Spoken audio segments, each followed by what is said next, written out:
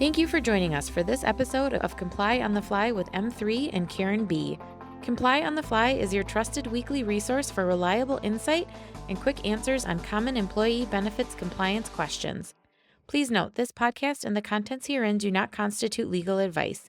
Seek the advice of counsel for any employee benefits compliance-related guidance or strategy. Hello, everyone. I'm Karen B. And the Comply on the Fly question of the week is, has the Affordable Care Act affordability calculation percentage for 2024 been released yet?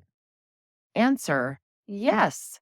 Actually, very recently, August 23rd, to be exact, the IRS issued Revenue Procedure 2023-29.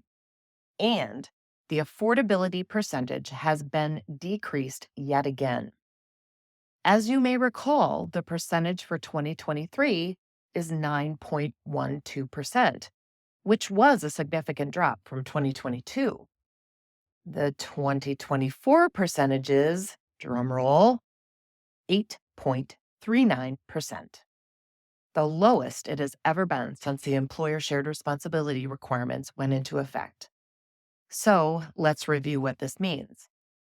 The Affordable Care Act, or ACA, shared responsibility provisions require large employers, and those are employers with 50 or more full-time and full-time equivalent employees based on a previous year calculation, to offer health coverage to full-time or 30-plus hour employees in order to avoid penalties. What are those requirements? Well, the first requirement is that you have to offer health coverage to at least 95% of your full-time population to avoid the big penalty that would be assessed on all full-time employees if just one full-time employee goes to the marketplace, enrolls in that coverage, and receives a subsidy. The other requirement that if you don't manage to, you will be paying penalties, is to offer affordable and valuable coverage to full-time employees. If you don't, you will be paying penalties for those individuals that enroll in marketplace coverage and receive a subsidy. For purposes of this podcast today, we're focused on the affordability piece. You would take into consideration the lowest cost single coverage option that you offer and look at the premium contribution that you require for that plan.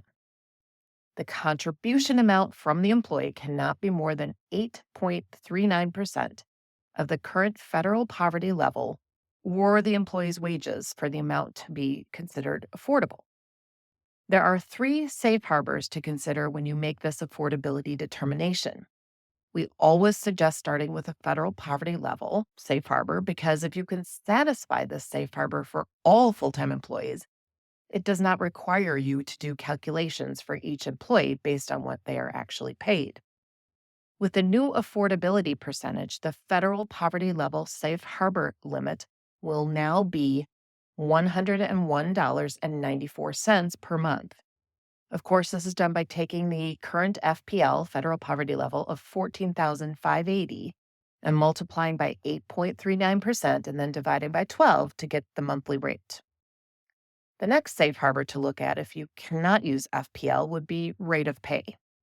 This would require you to consider hourly employees by taking their hourly rate times 130, and that's the constant, and then multiplying by 8.39% and dividing by 12 for the contribution limit.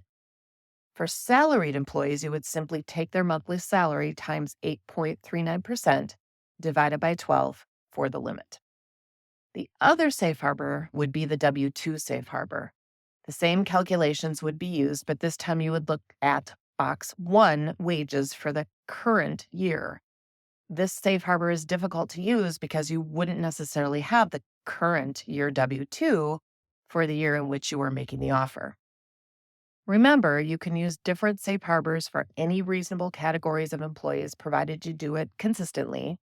Reasonable categories include specified job categories, salaried versus hourly, geographic location, and other bona fide business criteria. Again, please take note as you plan for 2024 that the ACA affordability calculation rate will be 8.39% for offers made in 2024. And that is your Comply on the Fly question of the week.